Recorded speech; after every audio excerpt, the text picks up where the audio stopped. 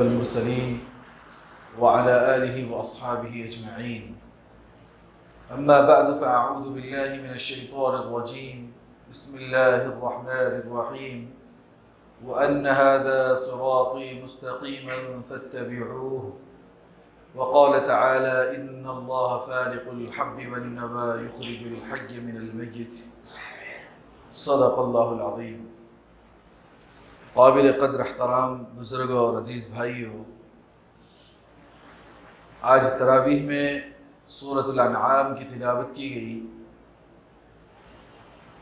یہ سورت اپنے معنوی اعتبار سے بہت ہی فضیلت کی حامل ہے. حضور صلی اللہ علیہ وسلم حرم میں تھے، برکتاً 70,000 فرشتے اس سورت کو لے کر کے اترتے ہیں. اور اس سورت کی فضیلت میں ایک حدیث یہ بھی روایت کی جاتی ہے کہ کل قیامت میں جب جنتی لوگ جنت میں داخل ہوں گے، اللہ تبارک و تعالیٰ انہیں خوش کرنے کے لیے ایک دعوت رکھے گا، اور وہاں پر بلا کر کے لحن داؤدی میں حضرت داؤد علیہ السلام کی آواز میں قرآن مجید کے کچھ صورتوں کی تلاوت سنائے گا، اور پھر اپنے بندوں سے پوچھے گا کیا تم اس بات سے خوش ہو؟ سارے بندے کہیں گے اے اللہ ہم بہت خوش ہیں. اللہ تعالیٰ فرمائیں گے کیا میں تمہیں اس سے زیادہ خوشی دوں؟ جنتی حضرات کہیں گے اے اللہ کیوں نہیں. اللہ رب العزت محمد رسول اللہ صلی اللہ علیہ وسلم کو اپنے قریب بلائیں گے، ان کے لیے ایک ممبر رکھا جائے گا. اس ممبر سے اللہ کے نبی صلی اللہ علیہ وسلم اللہ تعالیٰ کی تسبیح و تحمید اور آپ کی ستائش اور تعریف میں چند جملے ارشاد فرمائیں گے. پھر اللہ رب العزت ان جنتیوں سے پوچھیں گے کیا تم خوش ہو؟ جنتی حضرات کہیں گے کیوں نہیں اللہ ہم بہت خوش ہیں. اللہ تعالیٰ فرمائیں گے کیا تمہیں اس سے بھی زیادہ خوش کر دوں؟ جنتی حضرات کہیں گے کیوں نہیں اللہ. اللہ رب العزت براہ راست خود سورۃ الانعام کی تلاوت فرما کر کے جنتیوں کو سنائیں گے. تو اس پر اندازہ کیجئے کہ سورۃ الانعام کی فضیلت کیسی ہے. اللہ رب العزت جنتیوں کو خود اپنی آواز میں اپنی زبان میں انہیں مسرور اور انہیں خوش کرنے کے لیے سورۃ الانعام کی تلاوت فرمائیں گے.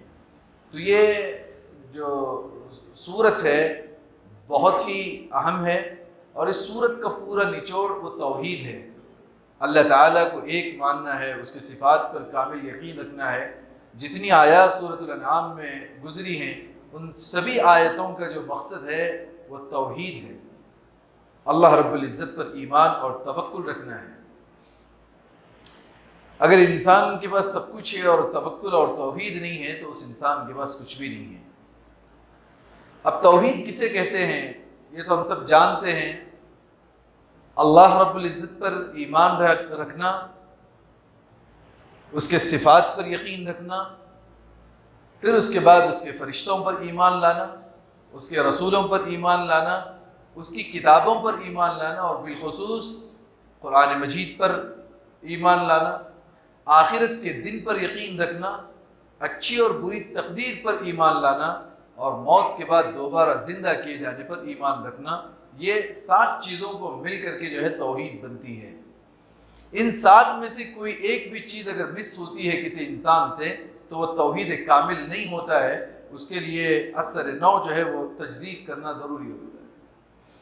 اسی صورت میں اللہ رب العزت نے فرمایا یا ایھا الذین آمنوا ادخلوا، اے ایمان والو جو کہ ایمان والے ہیں، ادخلوا فی السلم کافہ، مکمل طور سے اسلام میں اور ایمان میں داخل ہو جاؤ. ایمان والوں کو اللہ تعالیٰ کہہ رہے ہیں کہ مکمل طریقے سے آپ ایمان میں داخل ہونا. صحابہ نے پوچھا اے اللہ کے نبی کیسے ہو سکتا ہے؟ جددوا ایمانکم، اپنے ایمان کو تر و تازہ کرتے رہو. کیف نجدد ایماننا، ہم اپنے ایمان کو کیسے تازہ کریں؟ اللہ کے نبی نے فرمایا قال بقول لا الہ الا اللہ، کلمہ مبارک کے ذریعے سے، لا الہ الا اللہ کے ذریعے سے اپنے ایمان کو جو ہے وہ تجدید کرنا، اپنے ایمان کو جو ہے وہ جدت پیدا کر کے کوشش کرنا کہ ہمارے درمیان ہمارے دل میں کہیں کسی انداز کی شرک و بدعت تو راسخ نہیں ہو رہی ہے، کہیں سے کچھ گھس تو نہیں رہا ہے. اس کے اوپر پرکھتے رہنا، دن بھر صبح و شام اپنے ایمان کا امتحان لیتے رہنا چاہیے. حضور صلی اللہ علیہ وسلم کی نسبت سے سب سے بڑی خوشی کی بات یہ ہے کہ اللہ رب العزت نے ہم سب کو ایمان والا بنایا ہے۔ آج دیکھیں کہ ایک ہندوستان کی ہی آپ مردم شماری کو دیکھیں کہ 1.25 کروڑ لوگوں میں صرف 25 کروڑ لوگ، 1.25 ارب میں 25 کروڑ لوگ مسلم ہیں۔ چوتھائی جو حصہ ہے مکمل، وہ سارا کے سارا کفر میں مبتلا ہے۔ ہو سکتا تھا کہ اللہ رب العزت کا اگر احسان ہم پہ نہ ہوتا، ہم بھی کسی کرسچن کے اور کسی غیر مذہب کے لوگوں میں پیدا کر دیے جاتے، ہم کیا اللہ کا بگاڑ لیتے؟ اس بات پر بہت خوش ہونے کی ضرورت ہے اور اللہ کا بہت بہت بہت شکر ادا کرنے کی ضرورت ہے کہ اللہ تعالیٰ نے ہمیں مسلمان بنایا، اللہ نے اس کے ایک ہونے کا یقین ہمیں دیا۔ یہ بڑی خوشی کی بات ہے۔ اس پر ساری دنیا اگر کسی انسان کی لٹ جائے تو بھی بہت کم ہے کہ اللہ نے بغیر کسی محنت کے ہمیں مسلمان بنایا، ایمان والا بنایا۔ اب دیکھیں، جس انسان نے کلمہ پڑھ لیا ہے، کلمہ مبارک جس انسان نے پڑھ لیا ہے، اس کا عالم یہ ہے کہ چاہے وہ شرابی ہو، زانی ہو، سود خور ہو، جتنی قسم کی برائیاں کسی مسلمان میں داخل ہی کیوں نہ ہو، اور جہنم میں ڈال بھی دیا جائے، ایک وقت آئے گا، اللہ کے نبی فرماتے ہیں، اسے پاک و صاف کر کے اللہ تعالیٰ جہنم سے نکال کے جنت میں ڈالیں گے۔ لاکھ برائیاں ہونے کے باوجود صرف ایک نسبت کلمہ اس کی زندگی میں، وہ اللہ کو ایک مانتا ہے، وہ جہنم سے نکال کے پھر بھی جنت میں ڈالا جائے گا۔ حضور صلی اللہ علیہ وسلم نے فرمایا حضرت ابو ہریرہ سے، اے ابو ہریرہ من لقیہ، تمہیں کوئی اس دیوار کے باہر ملے اسے خوشخبری فبشرہم، انہیں یہ خوشخبری دو کہ جو کلمہ پڑھے گا وہ جنت میں جائے گا۔ حضرت ابو ہریرہ باہر نکلے، سیدنا عمر رضی اللہ عنہ سے ملاقات ہوئی، پوچھا کیا بات ہے؟ فرمانے لگے اللہ کے نبی نے فرمایا جس نے کلمہ پڑھ لیا وہ جنت میں جائے گا۔ حضرت عمر نے انہیں دھکا دیا زور سے، وہ زمین پہ گرے اور ان کو پکڑ کر کے اللہ کے نبی کے پاس لائے۔ اللہ کے نبی آپ یہ کیا کہہ رہے ہیں؟ اللہ کے نبی نے فرمایا کہ یہ بات میں نے انہیں بتائی ہے۔ حضرت عمر نے فرمایا اللہ کے نبی اگر اتنی پیاری بات لوگوں کو پتہ چل جائے گی کہ جس نے کلمہ پڑھ لیا اس کو جنت ملے گی، یہ بات حقیقت ہے، یہ بات حدیث ہے، بخاری و مسلم کی روایت ہے، راوی سیدنا ابو ہریرہ ہیں، لیکن حضرت عمر فرماتے ہیں اللہ کے نبی اگر لوگوں کو یہ بات پتہ چل جائے کہ بس کلمہ پڑھنے سے جنت ملتی ہے تو لوگ افلا یتکل الناس، لوگ اسی بات پہ بھروسہ کریں گے، عمل چھوڑ دیں گے۔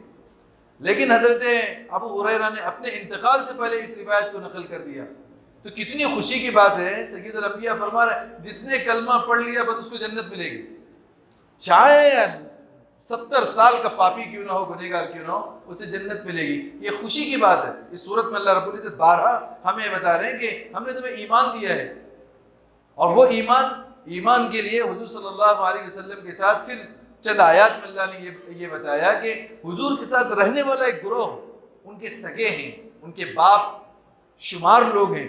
ابو لہب چاچا ہے، ابو طالب چاچا ہے، ابو جہل چاچا ہے، سگے لوگ ہیں، اور 24 گھنٹے ہماتن حضور کے ساتھ رہتے تھے، بچپن سے ان کے ساتھ میں رہتے تھے، ان کے گود میں اللہ کے نبی کھیلتے تھے۔ جب بڑے ہوئے نبوت ملی، اللہ نے کسی ایک کو سوائے حمزہ کے اسلام نہیں دیا، صرف ان کے چچا میں حضرت حمزہ کو اسلام ملا، باقی سارے کے سارے جو ہے وہ بے ایمانی کی موت مر گئے۔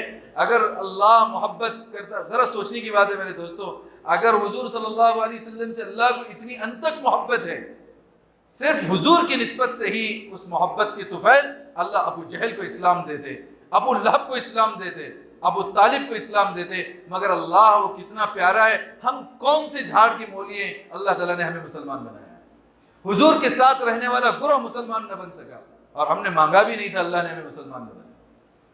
کتنا ہی گناہ ہو، ایک نہ ایک دن ہمیں جنت ملے گی، اس بات پر یقین ہونا چاہیے۔ کتنے سارے لوگ تھے مکہ میں حضور کے ساتھ رہتے تھے، خاندانی نسبت ہے، خاندانی قرابت داری ہے، لین دین ہے، تجارت ہے، سب کچھ ہے، مگر حضور کو دیکھ رہے ہیں، وہ ایک دن نہیں، 2 دن نہیں، سالوں سال انہوں نے حضور کو دیکھا ہے، حضور کے ساتھ تجارت کی ہے، حضور کے ساتھ اٹھک بیٹھک کی ہے، مگر اللہ نے ان کے نصیب میں ایمان نہیں رکھا تھا۔ 1400 سال گزر گئے اس زمانے کو، اس کے بعد اللہ نے ہمیں خود بخود مسلمان بنایا۔ اس پر کتنا شکر ادا کیا جائے کم ہے۔ یہ اس بات کا احساس ہمیں آج نہیں میرے دوستو، موت کے بعد جب حقیقت والی آنکھ کھلے گی تب احساس ہوگا اللہ نے ہمارے ساتھ کتنا پیار بھرا کام کیا ہے۔ اللہ چاہتا جتنی جو ہندوستان کی تاریخ میں جو 100 کروڑ لوگ، ان سے اللہ کو وہ پیار نہیں ہے۔ اس 25 کروڑ لوگوں سے اللہ پیار کرتا ہے.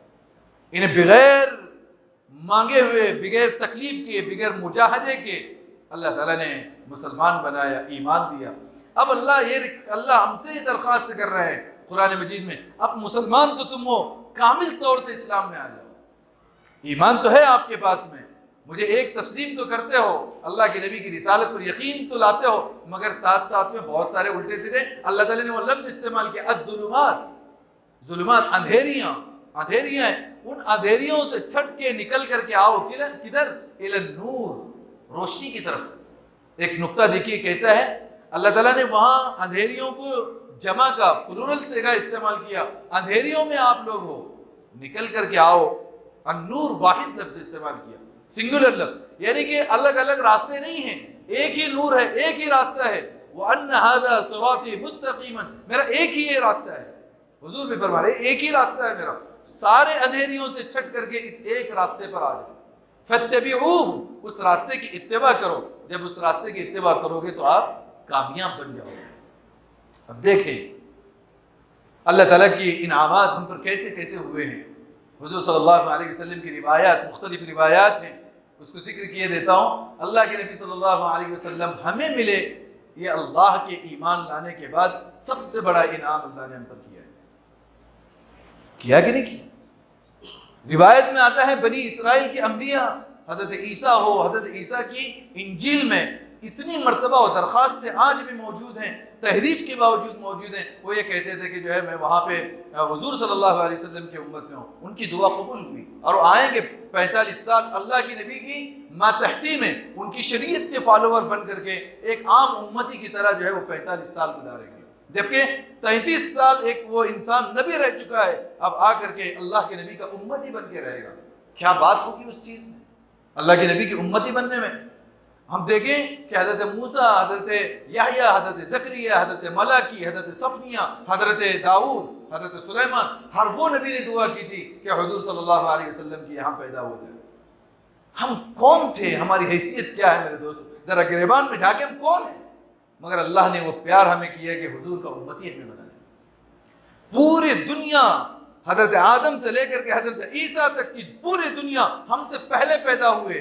ہماری عمریں اللہ کے نبی نے فرمایا بین 60 و 70، 60 و 70 کے درمیان ان کی عمریں ہزار سال تھی. 1000 ایئر، 1050 ایئر، اتنی بڑی بڑی عمریں تھی ان کی. ہم سے ہزاروں سال پیدا ہوئے مگر ہم سے پہلے وہ جنت میں نہیں جا سکے. اللہ پہلے امت محمدی کو حضور صلی اللہ علیہ وسلم کی نسبت سے پہلے انہیں جنت میں داخل کرے گا، اس کے بعد ساری امت جنت میں داخل ہوگی. ایک اتنا بڑا انعام ہمیں نبی دیا، سید الانبیاء والمرسلین، اس کی امت میں اللہ تعالیٰ نے ہمیں پیدا کیا. یہ وہ نبی ہوگا جو حوض کوثر پر پانی پلائے گا، اور کوئی نبی نہیں پلائے گا. حضور صلی اللہ علیہ وسلم کی خصوصیت حوض کوثر کا پانی ان کے ہاتھوں سے اس کی امت کو ملے گا. وضو کسی اور امت کو اللہ تعالیٰ نے نہیں دیا، اس امت کو خاص ملا وضو. حضور نے فرمایا غرم محجلین من آثار الوضو، آپ وضو کرتے ہو. کل قیامت میں کسی نے پوچھا آئے اللہ کے نبی اتنی بڑی بھیڑ میں آپ اپنے امتیوں کو کیسے پہچانیں گے؟ حضور نے فرمایا ان کے وضو کرنے کی وجہ سے چہرے اور ہاتھ چمکدار ہوں گے، میری امت کو میں وضو کی وجہ سے پہچانوں. کسی امت کو وضو نہیں ملا، اس امت کو وضو ملا. وضو تو وضو. حضور صلی اللہ علیہ وسلم نے فرمایا میری امت کا جنوبی یعنی ناپاک انسان جنابت کا غسل، بیوی کی ملاقات کے بعد غسل میرے طریقے پر اگر کرتا ہے، جنابت کا غسل میرے طریقے پر کرتا ہے، اور دوسری روایت میں فرمایا جمعہ کا غسل وہ میرے طریقے پر کرتا ہے، اس کے زندگی کے گناہ معاف کر دیے جائیں گے.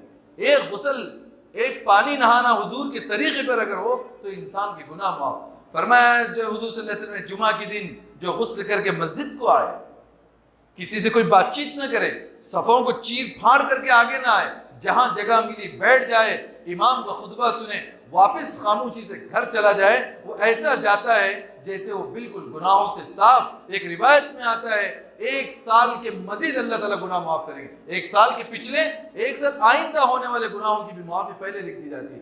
کیا کام ہے، صرف غسل کر کے مسجد میں آنے پر اللہ تبارک و تعالیٰ یہ دے. یہ اس امت کی خصوصیت. حضور صلی اللہ علیہ وسلم نے فرمایا اذا بلغ عبدی 40 سنة، جب میری امت کا کوئی بندہ نیکیاں کرتے عبادت کرتے 40 سال کی عمر کو پہنچتا ہے، انجاہ اللہ من ثلاث، اللہ تعالیٰ اس کو 3 بیماریوں سے محفوظ کرتے ہیں، الجذام والجنون والبرص، وہ کبھی کوڑ کا مریض نہیں ہوگا، اس کو جو ہے وہ اس کے بدن کے اوپر داغ دھبے پیدا نہیں ہوں گے، وہ کبھی پاگل نہیں بنے گا۔ آپ نے دیکھا ہوگا جتنے اللہ والے ہوتے ہیں 70-80 سال کی عمر کو پہنچتے ہیں مگر کبھی بہکی باتیں نہیں کرتے۔ آپ دیکھو اچھے اچھے ڈاکٹروں کو دیکھو، پوری زندگی وہ دوسروں کو علاج کرتے رہے، عمر بڑھ گئی خود پاگل کی طرح حرکتیں کرنا شروع کر دی۔ اور جو اللہ کی عبادت میں جو زندگی گزارتا ہے، موت سے پہلے اس کی عقل سلب نہیں کر لی جاتی، اس کی عقل برقرار رہتی ہے۔ اذا بلغ عبدی 50 سنۃ، جب میری امت کا کوئی بندہ 50 سال کو پہنچتا ہے، اللہ تعالیٰ فرشتوں کو، منکر نکیر کو حکم دیتے ہیں، حاسبوہ حسابا یسیرا، اس انسان کا حساب بڑا آسان لو۔ پھر روایت میں آتا ہے ایسا آسان، اللہ رب العزت محبت کی ایک نگاہ اس حساب پہ ڈالیں گے اور جنت داخل کر دیں گے۔ اذا بلغ عبدی 60 سنۃ، جب میرا بندہ 60 سال کی عمر کو پہنچ جاتا ہے، اللہ کہتے ہیں میں میری محبت اس کے دل میں پیدا کرتا ہوں۔ اب آدمی 60 سال کا ہو گیا، 40 سال کا تھا، مرنے سے ڈر رہا ہے، موت کی باتوں سے گھبرا رہا ہے، نہیں مجھے اور جینا ہے، میری بیوی ہے، میرے بچے ہیں۔ وہی ایک 60 سال کے بوڑھے سے پوچھو، وہ موت سے خفا نہیں ہوتا، وہ کہتا ہے مجھے تو اب جانا ہی جانا ہے، کتنے دن بچے ہیں میری زندگی کے۔ وہ خود مسجد کا کونا سنبھالتا ہے، وہ نہیں سنبھالتا، اللہ اس کے دل میں اس بات کو پیدا کرتے ہیں، وہ مسجد کی طرف راغب ہوتا ہے۔ اذا بلغ عبدی 70 سنۃ، جب بندہ 70 سال کا ہوتا ہے، اللہ رب العزت اس کی محبت لوگوں کے اندر پیدا کرتے ہیں۔ 80 سال کا جب ہوتا ہے، اللہ رب العزت فرشتوں سے کہتے ہیں کہ یہ بڑھاپے کی وجہ سے جو عمل نہ کر سکا، اس کے نام اعمال میں بغیر عمل کیے ہوئے لکھ دو۔ اس نے نمازیں نہیں پڑھی، اس نے روزے نہیں رکھے، اس نے حج نہیں کیا ہے، بغیر کیے ہوئے، طاقت ہوتی تو کر سکتا تھا، طاقت نہیں ہے وہ نہیں کر پاتا ہے، باوجود ہے کہ اس کی نیت کے اوپر اس کے نام اعمال بھر دو، چنانچہ اس کے نام اعمال کو بھر دیا جاتا ہے۔ اور جب اذا بلغ عبدی 90 سنۃ، جب میرا بندہ 90 سال کی عمر کو پہنچتا ہے، اللہ کے قریب کر دیا جاتا ہے، اللہ شرم کرتے ہیں اس کو عذاب دے، کہتے ہیں کہ اس کو بلا حساب و کتاب جنت میں داخل کر دو۔ اس امت کے اندر 10 سال کا زندہ رہنا بھی بڑی بات ہے، بہت خصوصیت۔ حضور صلی اللہ علیہ وسلم کی نسبت سے ہمیں قرآن ملا، حضور صلی اللہ علیہ وسلم کی نسبت سے سورہ فاتحہ ملی، پوری کسی امت کو نہیں ملا جو سورہ فاتحہ ہمیں ملی۔ حضور صلی اللہ علیہ وسلم کی نسبت سے تیمم ملا، کسی اور امت کو تیمم نہیں تھا، اس امت کو اللہ تعالیٰ نے تیمم عطا کیا۔ نماز کا وقت ہے، پانی نہیں مل رہا ہے، بس زمین مٹی پہ ہاتھ مارو، چہرے اور ہاتھ پر جو ہے وہ مسح کر لو اور نماز پڑھ لو، پاک ہو جاتا ہے انسان۔ پھر حضور صلی اللہ علیہ وسلم نے فرمایا میری امت کے لیے پوری زمین کو اللہ تعالیٰ نے سجدہ گاہ بنا دیا ہے۔ پہلی امتوں کا ایسا حال نہیں تھا، مسجد میں آ کے عبادت کرنا پڑتا تھا۔ یہ امت جنگل میں ہو، سفر میں ہو، ٹرین میں ہو، ہوائی جہاز میں ہو، جہاں ہو وہاں اللہ کی عبادت کرے۔ ساری زمین اللہ تبارک و تعالیٰ نے اس امت کے لیے سجدہ گاہ بنا دیا۔ اتنی فضیلتیں ہیں اللہ رب العزت کی طرف سے اس امت کے لیے، اور اس امت میں اللہ نے ہمیں پیدا کیا ہے، مکمل طور سے ہم اسلام میں داخل ہو جائیں۔ خصوصیت سے جو مجھے اخیر میں جو بات کہنی ہے وہ یہ ہے کہ آج کا جو دور ہے وہ کورونا کا ہے۔ آئے دن لوگ ڈرے سہمے سے ہیں، کیا ہوگا، کیسے ہوگا، یہاں پر لوگ مر رہے ہیں، وہاں پہ لوگ مر رہے ہیں، کیا ہوگا؟ دیکھیے تقدیر پر یقین رکھیے اور ڈریے مت، بیماری کا مالک بھی اللہ ہے اور شفا کا مالک بھی اللہ ہے۔ ڈاکٹر آپ کو ڈرائیں گے، آئے دن آپ جو ویڈیوز دیکھتے ہیں وہ ویڈیوز آپ کو ڈرائیں گے، ایک گھبراہٹ طاری ہوگی، ڈرتا صرف بزدل انسان ہے، ایمان والا کبھی موت سے ڈرتا نہیں ہے، ایمان والا موت سے نہیں ڈرتا۔ حضور صلی اللہ علیہ وسلم نے فرمایا الایمان بین الخوف والرجاء، ایمان خوف اور امید کے درمیان رہتا ہے۔ ہمیں اللہ سے ڈرنا ہے گناہوں کی نسبت سے، اور اللہ ہی سے امید کرنا ہے کہ اللہ ہمیں جنت دے کے رہے گا۔ اللہ نے جب اتنا پیار کیا ہے کہ حضور کی امت میں پیدا کیا ہے، کیا اٹھا کے اللہ جہنم میں ڈالے گا؟ نہیں، اللہ ہمیں جنت میں ڈالے گا۔ اللہ کی ذات پر امید، اور بہت زیادہ امید اللہ کی ذات سے لگانی چاہیے انسان کو۔ صرف انسان ڈر ہی رہا ہے اللہ تعالیٰ سے، یہ بھی نہیں، اللہ سے امید۔ اللہ 70 ماؤں سے زیادہ محبت کرتا ہے میرے دوست۔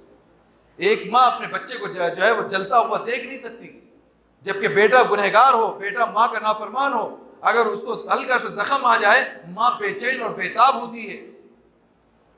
اتنی زیادہ محبت کرنے والا وہ رب اتنے چھوٹے چھوٹے معصوم انسانوں کو جہنم میں نہیں ڈالے گا۔ جہنم مسلمانوں کے لیے نہیں ہے، جہنم کافروں کے لیے ہے، جہنم اللہ کا انکار کرنے والوں کے لیے۔ ہم تو اللہ کا اقرار کرتے ہیں، ہمارے لیے جہنم نہیں ہے، ہمارے لیے جنت ہے۔ دل کو سمجھاؤ اپنے، اے دل کیوں گھبراتا ہے؟ مر بھی جاتا ہے تو اللہ کی ملاقات ہوگی، اللہ کی محبت دل میں پیدا کرو۔ مرنا ہے، کوئی انسان کتنے بڑے شہنشاہ اور بادشاہ دنیا میں پیدا ہوئے، پوری سلطنت بیچ کے بھی ایک دن ان کی زندگی کا نہیں بڑھ سکا۔ اللہ فرماتے ہیں اذا جاء اجلهم لا يستأخرون ساعة ولا يستقدمون، جب موت کی گھڑی آتی ہے نہ ایک منٹ پہلے آتی ہے نہ ایک منٹ بعد میں آتی ہے۔ کسی سلاطین کو، کسی بادشاہ کو ایک گھنٹہ ایکسٹرا نہیں ملا۔ ہماری مقدر ہمارے ساتھ لکھی جا چکی ہے، ہم ماں کے پیٹ سے اسی وقت پیدا ہوئے جب اللہ نے چاہا ہے۔ ہمارے ہاتھ پیر، ہماری آنکھیں، ہمارا دماغ صحیح سالم چل رہا ہے، اللہ نے چاہا ہے۔ اور جب موت کا فرشتہ آئے گا، ہم مر جائیں گے، اللہ کی چاہت پر ہوگا۔ تو ہمیشہ اپنے دل کو سمجھاؤ، جب بھی مریں گے ہمیں تو اللہ سے ملنا ہے، ہمیں حضور کو دیکھنا ہے، ہمیں وہ صحابہ کو دیکھنا ہے، ہمیں وہ ان انبیاء کو دیکھنا ہے جو ہم سے پہلے دنیا سے جا چکے ہیں۔ ایک محبت، کیونکہ یہ دنیا کی زندگی 60-70 سال کی زندگی، زیادہ انسان جیے بھی تو کیا کرے گا بڑھاپے میں؟ آپ دیکھیں 70 سال کسی کو مل گئے، 80 مل گئے، 90 مل گئے، ایک بوڑھا انسان وہ اپنی اولاد پہ بوجھ ہے۔ جب تک اس کی اولاد اسے اٹھا کے پیشاب پاخانہ نہیں کرا سکتی، وہ نہیں کر سکتا، وہ اپنے بل بوتے پہ کچھ کما نہیں سکتا، وہ ایک انسانوں پر بوجھ ہے۔ اس بوجھ سے بہتر ہے کہ چلتا پھرتا اللہ کے پاس پہنچ جائے۔ زمین پر اپنی ایڑیاں رگڑ کے مرنے سے بہتر ہے انسان اپنی جو ہے مضبوطی کے عالم میں اللہ سے جا ملے۔ حضور صلی اللہ علیہ وسلم ہمارے نبی، کتنی زندگی پائی ہے آپ نے؟ 63 سال کی عمر۔ سیدنا صدیق اکبر نے 62 سال کی زندگی پائی، حضرت عمر نے اسی انداز کی زندگی پائی، حضرت علی نے، حضرت حسن بہت کم عمر کے اندر انتقال فرما گئے، حضرت حسین عین جوانی کی عمر میں انتقال فرما گئے، اور انہیں پتا تھا کل صبح یہ لوگ مجھے مارنے والے ہیں، میرے اہل کو مارنے والے ہیں۔ 32 افراد تھے ان کے خاندان کے جو جنگل میں پھنس گئے کربلا کے میدان میں، اور 4000 لوگ سامنے ہیں اور 32 لوگ ادھر ہیں، کیا کر سکتے ہیں؟ منت سماجت کے بعد ان لوگوں نے مانا نہیں۔ صبح ہونے والی ہے، اپنے گھر کی عورتوں کو بلا کے حضرت حسین سمجھا رہے ہیں کوئی بات نہیں ہے، نلقاہ فی الآخرہ، آج ہم دنیا میں چھوڑ کے جا رہے ہیں، آخرت میں ہم ملیں گے۔ صبر کی تلقین کر رہے ہیں، رات بھر مسلح پر بیٹھ کے دعا کرتے رہے حضرت حسین۔ صبح کا سورج نکلا، اپنی میان میں سے تلوار کو سونت لی، اپنے بچوں کو تربیت دی، کیا کرو گے دنیا میں رہ کر کے، لڑیں گے۔ 14 سال کے بچوں کا سر قلم ہو گیا ان کی نگاہوں کے سامنے۔ آخر کا شام کی قریب میں حضرت حسین کے جسم کے چیتڑے اڑ چکے تھے، کچھ باقی نہیں تھا، گردن الگ ہو چکی تھی، جسم کے ٹکڑے ہو چکے تھے۔ کیا ان کو اپنی جان سے محبت نہیں تھی؟ کیا ان کو اپنی بیوی اور بچوں سے پیار نہیں تھا؟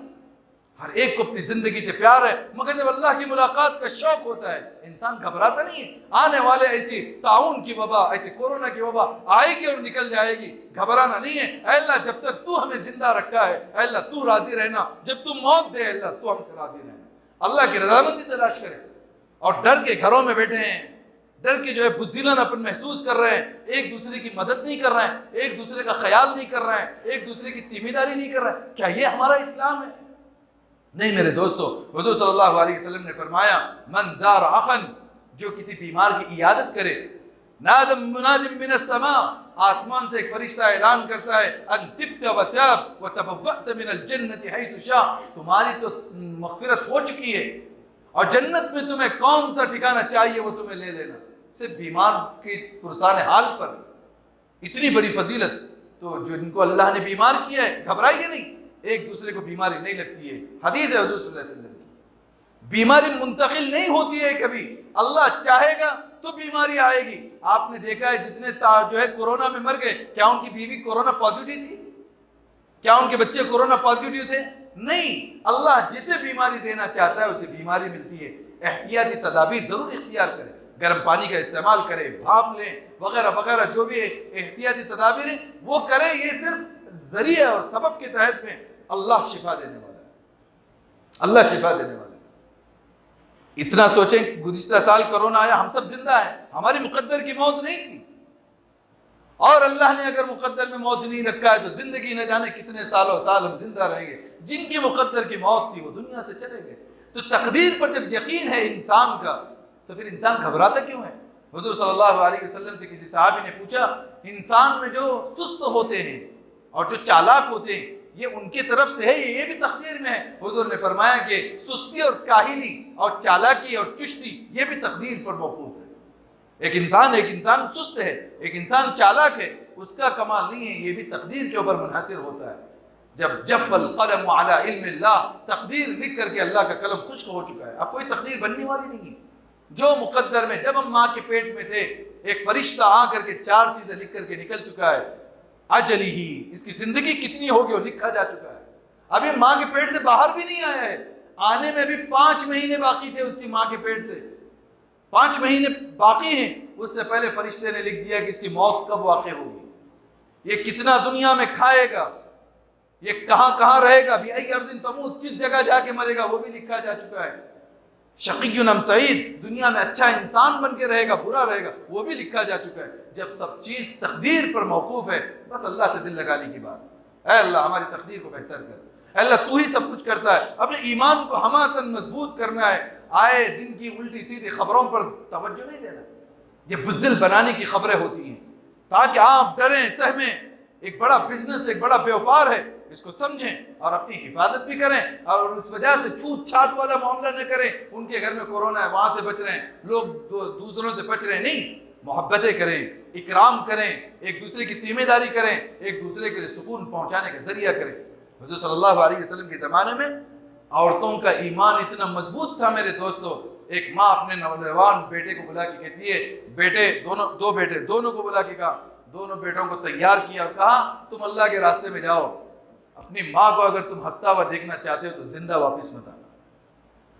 ایک ماں کے لیے کیا سہارا ہے شوہر کے بعد میں، اس کی اولاد سہارا ہوتی ہے، مگر وہ بوڑھی عورت اپنے نوجوان بچوں سے کہتی ہے جانا زندہ واپس مت آنا، اور لڑتے رہو اللہ کے راستے میں، جب تمہارے مرنے کی خبر میں سنوں گی سب سے بڑا میں اللہ کا شکر ادا کروں گی اور میں خوش ہو جاؤں گی۔ یہ وہ عورتیں تھیں، یہ وہ عورتیں رات کا غسل، پہلی رات کا غسل بیوی کے ساتھ کر رہے ہیں، صبح ہونے کے وقت میں بیوی کو سلام کر رہے ہیں، میں واپس نہیں آنا چاہتا ہوں، بیوی میرے جو ہے الوداع کر رہی کہ ہم جنت میں ملیں گے۔ یہ وہ صحابہ تھے، کیا انہیں زندگی پسند نہیں تھی؟ کیا ان کے باغات نہیں تھے؟ کیا ان کے کاروبار اور دکانیں نہیں تھی؟ سب کچھ تھا، ہماری طرح وہ انسان تھے، مگر دل میں اللہ بسا ہوا تھا، دنیا بسی بھی نہیں تھی۔ حضور صلی اللہ علیہ وسلم نے فرمایا اس امت کی خصوصیت یہ کہ ایک ساتھ کبھی ہلاک نہیں ہوگی، جیسے قوم عاد، قوم سمود، قوم لوط برباد ہوئی، حضور کی امت کبھی برباد نہیں ہوگی، مگر ایک خوف ہے، اللہ کے نبی نے فرمایا میری امت پر مجھے جو خوف ہے وہ 2 چیزوں کا ہے، ایک کیا ہے؟ حب الدنیا و کراہیت الموت، ایک وہ دنیا سے بہت محبت کریں گے اور موت سے ڈرنا شروع کریں گے۔ وہی عالم ہمارا ہے، دنیا کیوں مرنا چاہ رہے ہیں؟ نہیں مرنا چاہتے، پیسہ، گھر، مکان، بیوی، بچے، دنیا کی محبت بس یہ انسان مرنے سے ڈرتا ہے۔ وہ کراہیت الموت، موت کا ڈر بیٹھا ہوا ہے، ایمان والا آدمی کبھی موت سے گھبرایا نہیں کرتا۔ کیوں کہ مرنے کے بعد کیا ہوگا ہمارے ساتھ؟ کچھ نہیں ہوگا، اللہ پر یقین رکھیے، اللہ تعالیٰ قبروں کو بھی منور کریں گے، اور سب سے پہلی بات تو ہمیں اللہ کی ملاقات کرنا ہے۔ اللہ نے ایک وعدہ دے کے دنیا میں بھیجا ہے، جتنا جب تک رکھا ہے اللہ رہیں گے، اور جب اٹھائے گا اے اللہ سب سے بڑی خوشی کی بات ہمیں تیری ملاقات ہوگی، ہم تجھ سے ملاقات کرنا چاہتے ہیں، نبی سے ملنا چاہتے ہیں، وہ جنت دیکھنا چاہتے ہیں، ان انبیاء کو اور ان فرشتوں کو دیکھنا چاہتے ہیں۔ جس کو اللہ سے ملنے کا شوق ہوگا وہ موت سے کبھی گھبرایا نہیں کرتے۔ اپنے ایمان کو مضبوط کیجئے، اپنے تقدیر پر یقین رکھیے، جب انسان مضبوط یقین والا ہوگا اب اس کو مرنے سے کبھی خوف نہیں آئے گا، پھر اس کے اعمال درست ہوں گے۔ جب مجھے اللہ سے ملنا ہے تو میں کیوں گناہ کروں گا، میں کیوں حرام مال کھاؤں گا، میں کیوں کسی کا حق دباؤں گا، میں کیوں بیوی بچوں پر ظلم کروں گا، میں کیوں پڑوسیوں کے ساتھ میں جو ہے وہ بس سلوک کروں گا، کیونکہ مجھے تو کتنے دن رہنا ہے دنیا میں، مجھے تو میرے اللہ سے ملنا ہے، ایسا اللہ سے ملنا ہے، اللہ والا بن کے رہنا ہے دنیا میں۔ جب اللہ نگاہ میں ہوں گے، موت نگاہ میں ہوگی، انسان کی زندگی بہت صحیح ہوگی۔ ورنہ میرے دوستو اگر ڈرو گے، اتنے لوگوں کا حال ہم نے قریب سے دیکھا ہے، بستر پر پڑے ہوئے، آنکھوں سے آنسو جاری ہیں، موت کا ڈر، میں کب مر سکتا ہوں، میرے لیے دعا کرو، اور زندگی جینا چاہتا ہوں، ڈر ایسا ڈرے سہمے تقدیر پر یقین نہیں۔